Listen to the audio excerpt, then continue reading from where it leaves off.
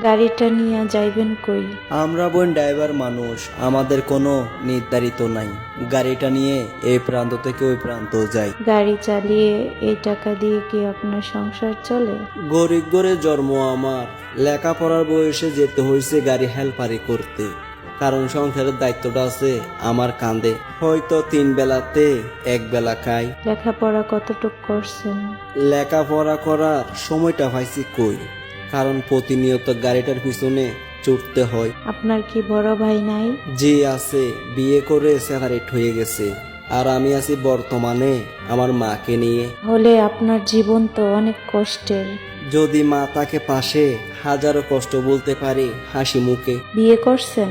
বিয়ে করার সময়টা পাইছি কই, কারণ দিনরাত গাড়িতে থাকতে হয়। তাহলে আমি কি আপনার জীবন সঙ্গী হতে পারি? তাহলে আমার একটাই দাবি, আমার মায়ের মনে কষ্ট দিতে পারবেন না চিরজীবন ভরি।